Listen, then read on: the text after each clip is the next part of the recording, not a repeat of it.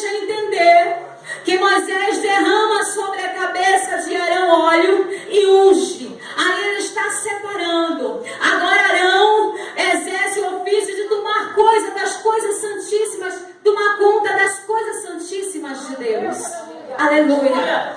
Queridos, quando vamos ler a história da arca de Deus, percebemos que a arca andou muito até chegar à casa de Abinadab, no texto que lemos.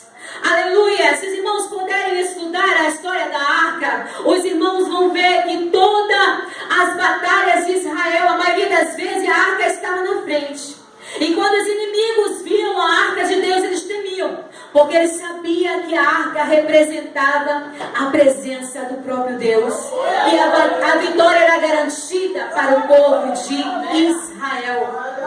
Aleluia. Com certeza os irmãos conhecem a história de Eli, do sacerdote Eli e os seus filhos. A Bíblia vai dizer em Samuel, em 1 Samuel, que os filhos do sacerdote Eli, que também eram sacerdotes, foram mal aos olhos do Senhor. Aleluia. Então Deus permite que o povo de Israel perca a batalha para os filisteus. Então os filhos de Eli também morrem nessa batalha. E os filisteus agora levam para eles a arca do Senhor. Aleluia. E a Bíblia diz que ali, quando eles chegam na sua terra, os irmãos podem acompanhar aí. Deus da glória, louvado seja o teu santo nome, Deus tremendo e poderoso. A Bíblia diz, queridos, que quando a arca chega na terra dos filisteus, em Asdod, eles colocaram no templo do seu deus Dagom, perto da imagem de Dagom, junto. Sendo que de manhã, quando os filisteus foram olhar, a estátua de Dagom estava caída de rosto no chão e com seu pescoço quebrado. Aleluia! E se voltaram a botar a estátua de Dagom no seu lugar. Mas no outro dia, quando foram olhar a estátua de Dagom, estava novamente caída de rosto no chão, com o pescoço quebrado, e agora duas suas mãos também, só ficou de pé o tronco. Aleluia! Então aí eles temeram, os filisteus temeram, perceberam que a ira de Deus estava sobre eles. Porque que coisa absurda acontecer a eles naquele lugar. Então o que eles fazem? Eles pegam, levam a arca de Deus até a cidade de Gate, em Asdod, não é isso, irmãos? Os irmãos podem acompanhar. E ali em Asdod, aquele povo foi castigado com tumores, né? Nós podemos ser mais precisos, aqueles povos foram castigados por hemorroida. Então o que aquele povo faz? Aquele povo diz assim, não vamos ficar com essa arca aqui. Essa arca com certeza nos trouxe maldição. O que eles fazem? Eles devolvem a arca para os filisteus. Aleluia. E o que os filisteus fazem, queridos? Após ter se passado 7 meses que a arca estava ali com os filisteus, o que eles fazem? Eles pegam a arca, não vamos ficar mais com ela aqui. Aonde essa arca vai passando, parece sinônimo de desgraça, de derrota. O que eles fazem? Não, após passar 7 meses, eles pegam a arca e mandam para a cidade de Semei, Bet-Semei. E ali, a Bíblia vai nos dizer, querido, que 70 homens de Semei, que ficava próximo à plantação de Josué, olham 70 homens, queridos, para dentro da arca, e eles morrem. Então o povo de Bet-Semei pensa assim, não, que desgraça aconteceu no meio de nós, não vamos ficar com a arca aqui. Aí eles mandam a arca para a casa de Abinadab. E a Bíblia vai nos dizer que isso foi antes do reinado de Saul. E ali na casa de Abinadab, ela passou 40 anos. Aleluia. 40 anos ali, queridos. Os irmãos não sabem, mas quando a gente vai estudar quem era Abinadab, a gente percebe que ele era irmão de Davi. Não sei se os irmãos lembram, mas quando o profeta Samuel vai à casa de Jessé para ungir um rei, lá também estava Abinadab. Abinadab foi um dos 3 filhos de Jessé que estava na frente da guerra junto com Saul contra os filisteus. E a Bíblia diz que a arca do Senhor passa na casa de Abinadab 40 anos, queridos. Meu Deus. E ele separa, se eu não estou muito lembrada do nome, separa um dos filhos dele, chamado Eleazar, para tomar conta daquela arca ali, a arca de Deus. E após se passar 40 anos ali, após todo o reinado de Saul, a arca esteve na casa de Abinadab. E quando chega no reinado de Davi, nos encontramos diante do texto que lemos, que Davi agora vai buscar na casa de Abinadab a arca do Senhor. Pensou, vou trazer para a cidade de Davi para cuidar dela aqui. Aleluia. O que acontece? A Bíblia vai nos dizer, como você prestou atenção no texto que lemos, que ali os 2 filhos de Abinadab, Uzá e Aiô, iam guiando carros de boi com a arca em cima. E sucedeu, queridos, aconteceu que o carro de boi tombou e Uzá foi botar a mão para segurar a arca, para que a arca não caísse no chão. E a Bíblia vai nos dizer que a ira do Senhor se acendeu contra Uzá. E ele morre ali, do lado da arca. Glória a Deus. Queridos, é interessante que a Bíblia diz que Davi se entristece e contristou no seu coração. E quem sabe ele pensou que a atitude radical de Deus, sendo que Uzá foi fazer um benefício, foi segurar a arca para que ela não caísse no chão. E aí Deus matou, parecia uma atitude radical, mas isso nos ensina muito, queridos.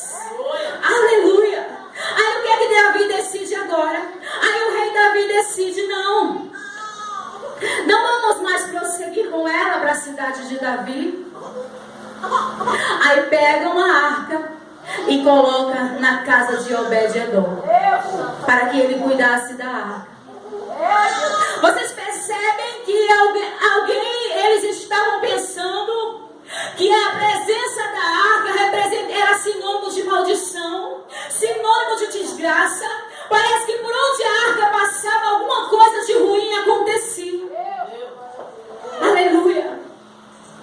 Mas o segredo está, querido, em tocar nas coisas de Deus com autorização. E tocar nas coisas de Deus sem autorização. Aleluia. Quando eu fui estudar sobre Obed-edom, eu pude perceber na Bíblia, e alguns historiadores informam, que ele vinha da descendência de levitas, dos 24 levitas que estavam diante da arca do Senhor, adorando 24 horas. Aleluia. Louvado e engrandecido é o nome do Senhor Jesus. Eu gostaria que você olhasse para essa pessoa que está do seu lado e dissesse assim: o segredo está. Ah, não, queridos, você pode dizer mais forte. Diga assim: o segredo está em tocar nas coisas de Deus com autorização de Deus, ou tocar nas coisas de Deus sem autorização de Deus.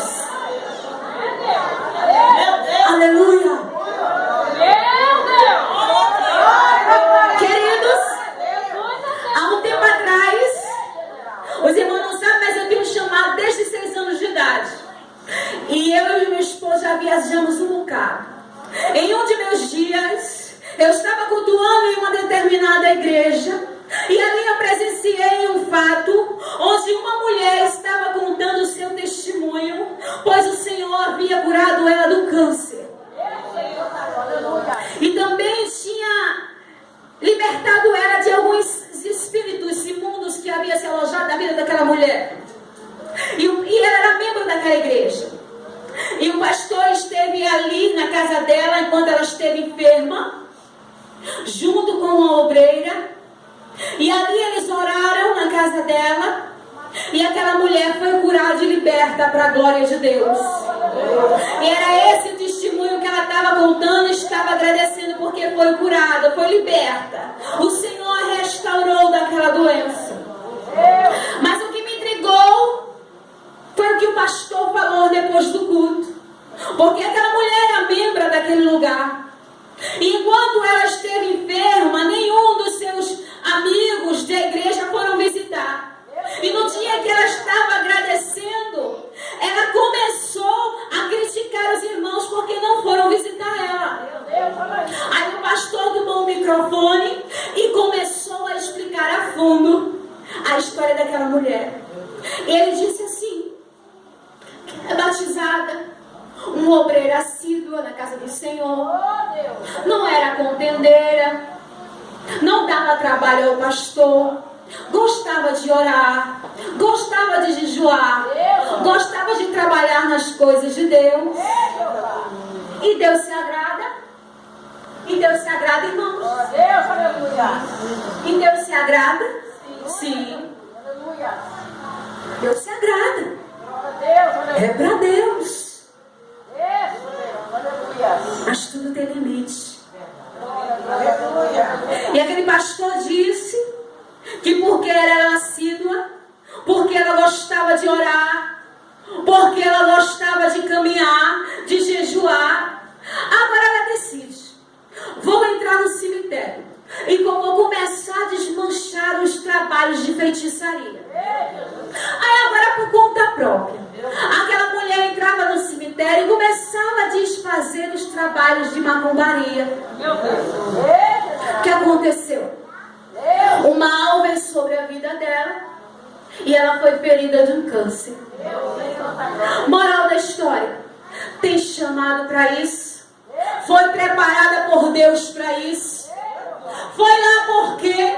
Com autorização de quem? Queridos, as coisas de Satanás é assim. Quanto mais você se suja, quanto mais você faz para ele, tá tudo certo. O importante é você pecar e fazer as obras dele. Mas com Deus não é assim não. As coisas de Deus são santas. E as coisas de Deus ninguém toca sem autorização de Deus. Aleluia.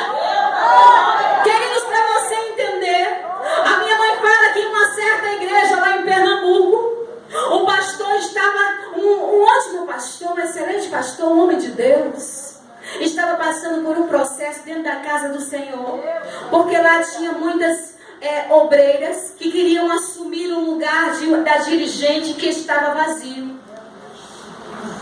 Mas aquele pastor muito sábio orava ao Senhor, porque em Pernambuco é assim: primeiro a gente ora para poder a gente estabelecer. Porque as coisas de Deus são com ordem e decência. E aquele pastor começou a orar para que Deus mandasse a dirigente o lugar vazio durante vários meses, durante vários anos. E ele soube de um assunto que na esquina da igreja havia uma irmã que padecia de uma enfermidade. E aquela irmã já estava à beira da morte.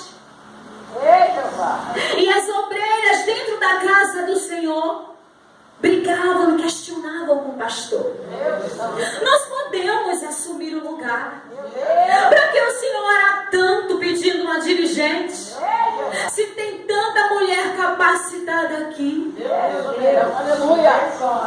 E o pastor sofria com isso, queridos. O pastor se angustiava. Enquanto isso, uma serva de Deus padecia na esquina da igreja, 3 anos em cima de um leito. E um dia, aquele pastor está na igreja pregando, o Senhor usa um instrumento e diz assim: meu servo, tu és sábio, porque ninguém daqui ocupará este lugar. Porque eu estou preparando alguém na esquina da igreja para exercer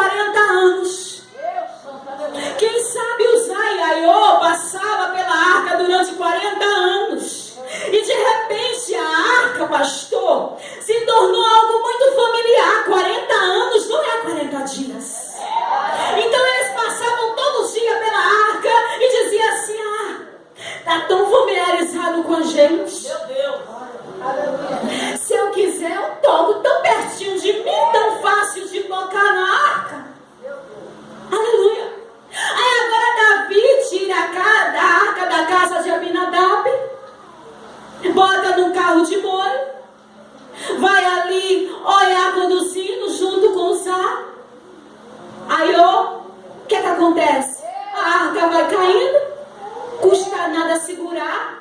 Algo que ele era tão familiarizado, pois passou na casa do seu pai 40 anos. Aleluia! Sendo que quando a gente vai ler a Escritura, você vai ver não só a arca da aliança, mas todos os utensílios que continham na tenda sagrada. Foi separado alguém chamado Arão e os seus filhos para exercer tal ofício. Não era assim chegar e tocar na arca, não, querido. Tinha que ser separado por Deus. Tinha que ter ordem de Deus para exercer tal função. E parece uma ação radical de Deus, matar alguém que só queria ajudar. Mas isso nos ensina muito. Isso nos ensina a vigiar. Porque você não exerce o que você quer. Você não usa o que você quer. Você não entra onde você quer. Você não faz o que quer. Tem que ter chamada de Deus. Tem que ser separado por Deus. Aleluia. Louvado e agradecido é o nome do Senhor Jesus. Aleluia. Glória a Deus. Queridos, estamos diante de um texto revelador. Porque Davi pensa assim: eu não vou prosseguir. A ira do Senhor se acender contra Uzzá, só porque foi ajudar. Porque assim, muita gente almeja o lugar do pastor, o lugar da dirigente, da secretária, do obreiro. Aí quer exercer. Aí chega para o pastor e diz assim: pastor, eu posso. Se o senhor quiser, o senhor pode contar comigo. E diz isso sem intenção, queridos. Porque vamos combinar. Tem uma cadeira ali. Por que não se sentar para exercer? Não é para Deus? Eu não estou tão reta diante de Deus? Por que não sentar? Por quê? O que tem de mal nisso? Meu Deus. Mas o problema é a chamada de Deus. O segredo está em sentar com ordem de Deus e sentar sem ordem de Deus. Aleluia. Aí a Bíblia vai nos dizer no texto que lemos que Davi agora desiste. Já aconteceu desgraça demais. Talvez ele olhou ali, Uzzá ali no chão morto, e disse assim: eu queria trazer para a cidade de Davi a arca do Senhor. Mas aconteceu essa desgraça. Eu desisto. Até aqui, não mais adiante. A Bíblia não diz que ele fala, mas quem sabe no seu coração ele disse assim: essa arca aí, isso é sinônimo de desgraça. Aí deixa a arca na casa de Obed-Edom. Aí daqui a pouco ela passa lá 3 meses, não é isso, pastor? Aí chega a notícia. E parece que eu estou vendo que sempre tem alguém para anunciar, né, gente? E alguém chega e diz assim: olha, a arca não está na casa de Obed-Edom? Aquela que parecia que por onde passava causava desgraça? Tem segredo nela. Porque a presença da arca lá abençoou a casa de Obed-Edom. E na Bíblia da linguagem de hoje vai dizer: e tudo quanto ele possuía.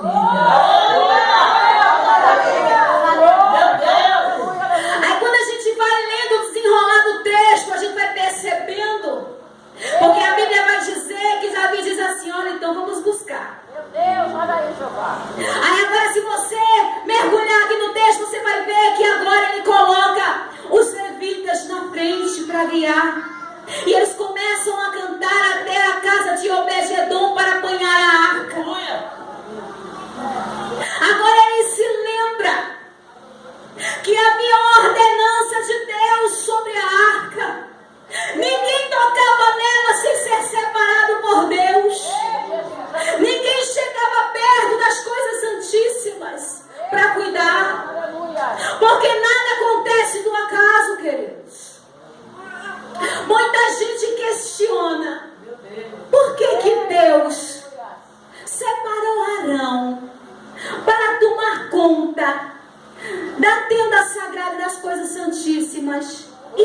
Moisés. Se era Moisés que liderava o povo, aí quando você começa a entender que é tudo da forma que Deus quer. Porque lá em 1 Samuel, quando você vai lendo sobre o sacerdote Eli, você vai perceber que o sacerdote Eli era da descendência de Arão. Arão, esse homem, desde o cativeiro no Egito, Deus já havia lhe prometido o sacerdócio. Porque Deus, quando fala com Eli, Deus diz assim: olha, a tua descendência lá no cativeiro no Egito, eu disse que cuidaria, que seria separado para cuidar das coisas do lugar santíssimo. Você está entendendo? Não é ver a cadeira e sentar, não. Não é comprar o óleo e sair ungindo por aí, não. Aleluia. Tem que ter chamada de Deus. E não venha me dizer com a experiência que eu tenho com Deus que você chegou, Deus já ungiu, já estabeleceu. Quando Deus chama, Deus separa e vai para a moinha de Deus. Porque eu nunca vi um ungido verde. Todo ungido é maduro. Todo ungido sabe onde pisa. Todo ungido sabe o que fala. Todo ungido sabe onde entra. Porque tem experiência com Deus. Aleluia. Mas chega de uma hora para outra e uma confusão no meio do povo de Deus. Meu Deus. Soberano, aleluia. Glória a Deus. Queridos, em nome de Jesus. Pastor, a gente que anda por aí, a gente vê quanta igreja corrompida. Sabe por quê? Porque a corrupção começa logo na cadeira principal. Sabe por quê? Porque se eu tenho 500 reais, 1000 reais, eu alugo um lugar, boto um púlpito, viro pastor, porque o dinheiro é meu, eu faço o que eu quiser, sem ter chamada de Deus. Aí vai pro inferno levando um monte de ovelha atrás dele. Aleluia. E é aquela desgraceira no meio da igreja. Fabiana, irmã Fabiana, quem toca nas coisas de Deus ainda hoje gera morte. Ainda. E o pior de tudo, morte espiritual, que é algo muito difícil de se levantar. E é o que Satanás quer nesses últimos dias, que você morra espiritualmente, porque isso aí é uma brecha para ele entrar na tua vida e acabar com a sua casa, acabar com sua família, acabar com a tua comunhão com Deus. E é tanta gente querendo cantar, é tanta gente querendo pregar, é tanta gente querendo ser pastor, é tanta gente querendo ser dirigente, sem ter chamada de Deus. Aí fica você olhando de longe e dizendo assim: meu Deus, que geração é essa? Ah, Senhor, vem cá, que geração é essa? Se um povo que parece que está dormente, que não lê mais Bíblia. Porque se você começar a ler a Bíblia de Gênesis e Apocalipse, você vai ver que todos aqueles que exerceram algo na obra de Deus teve chamada de Deus. Abraão foi o pai da fé, porque um dia Deus chegou a Abraão, quando Abraão ainda não o conhecia, e diz assim: sai da tua terra, do meio da tua parentela, e vai para uma terra que eu vou te mostrar. Você está entendendo? Mas para ser alguma coisa no reino de Deus tem que ter chamada de Deus. Deus, quando vai escolher, Ele não olha se é branco, se é preto, amarelo, verde. Ele não olha a sua situação financeira. O que se você tem, se você não tem, para Ele pouco importa. Quando Ele quer estabelecer, Ele estabelece mesmo e pronto, acabou-se.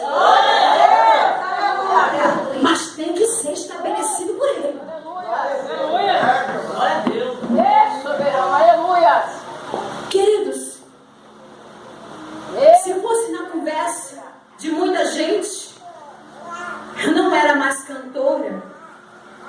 já era pastora. Porque a gente vai passando e o povo vai ungindo. Pastora, pastora, pastora. Eu chego lá do meu esposo e digo assim: Deus me livre. Deus me livre de exercer o pastorado, porque eu não tenho chamada para pastorado. Aleluia. Tem que ter chamada de Deus. Não é só olhar o pastor lá bonitinho. É tão bonitinho ter igreja. É tão bonitinho exercer o lugar da dirigente. É tão lindo ser cantora. É tão lindo ser pregadora. Mas tem que ter chamado. Aleluia. Estamos diante de um texto aqui em 2 Samuel capítulo 6. Que se você vai lendo, quanto mais você lê, mais você vai ficando com medo. Deus soberano, aleluia. Porque aquele que toca nas coisas de Deus, sem autorização de Deus, tem um fim trágico. Aleluia. Louvado e engrandecido é o nome do Senhor Jesus. Aleluia. Vale a pena esperar. Vale a pena confiar em Deus, porque aquilo que é seu, na hora certa, no tempo certo, determinado por Deus, vai chegar. Minha mãe trabalhou durante longos anos, toda a sua caminhada, na comissão do ciclo de oração, como chamamos em Pernambuco. E durante aquela caminhada com a minha mãe, eu vi quantos profetas chegou para dizer que ela um dia ia ser dirigente. Aleluia. Minha mãe, esperta, comunhão com Deus, chegou para mim e disse assim: Fabiano, o meu chamado é para sentar como componente. E passou toda a sua vida como componente, porque ela não tinha